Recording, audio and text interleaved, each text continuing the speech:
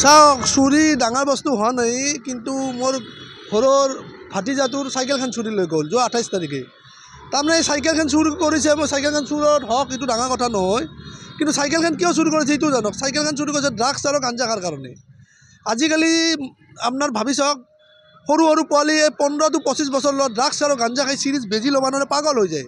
এতিয়া মানুহৰ ঘৰত আজিকালি টকা নাথাকে, বেংকত থাকে জানে। মাজতে কাঢ়িছিল মানুহৰ ঘৰত চেইন, কিন্তু চেইন কাঢ়াটো এতিয়া বন্ধ হৈছে। এতিয়া মানুহৰ ঘৰত চাইকেল হওক, আপোনাৰ কিছুমান সৰু সুৰা গাড়ীৰ বেটাৰী হওক, কিছুমান সৰু সুৰা বস্তু চুৰ কৰে। চুৰ কৰাৰ কাৰণে ঘৰৰ ভাত দালি চাউল খোৱাৰ কাৰণে চুৰ কৰা নাই, এই ড্ৰাগছ আৰু গাঞ্জা খোৱাৰ কাৰণে। ড্ৰাগছৰ বেজিটো ল'ব নোৱাৰিলে তাৰমানে পাগল হৈ যায়। এইকাৰণে ড্ৰাগছ খোৱাৰ কাৰণে আপোনাৰ চাইকেলখন চুৰ কৰি লৈ গ'ল। কিন্তু মোৰ বুলি বিভিন্ন ধৰণৰ গাঁৱৰ এনেকুৱা চাইকেল সৰু সুৰা বস্তু চুৰ হয়। এইকাৰণে আৰক্ষীক আমি দাবী জনাইছোঁ শুনাতনি বিন শুনাপাৰা যে এই সৰু সুৰা ড্ৰাগছ বেপাৰীক কৰায়ত্ব কৰি ব্যৱস্থা ল'ব লাগে। আৰু ড্ৰাগছ বেপাৰীক কঠোৰ শাস্তি দিব লাগে। কিয় জানা, এই ড্ৰাগছ খাই সৰু যুৱ চামবিলাকক নষ্ট কৰি আছে। সৰু সৰু পোৱালি মাক দেউতাকক পইচা খোজে নাপায়, সেইকাৰণে চাইকেল হওক গাড়ীৰ বেটাৰী সৰু সৰু বস্তু চুৰ কৰা হৈছে। আজি মোৰ ঘৰত চাইকেলখন চুৰ কৰিছে, মোৰ ডাঙৰ কথা নহয়, ভাতিজাটো স্কুলত যায়, কিন্তু এনেকৈ বিভিন্ন সৰু সুৰা বস্তু মানুহ চুৰত লিপ্ত হৈছে। কিন্তু এই বুলি চুৰবিলাক কিন্তু একলাই মুছলমান ল'ৰা বুলি নহয়, আমাৰ হিন্দু ল'ৰাও লিপ্ত হৈছে।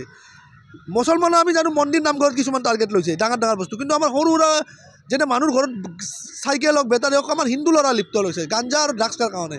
এইকাৰণে কিছুমান ল'ৰা সন্দেহযুক্ত আমাৰ নজৰত আছে।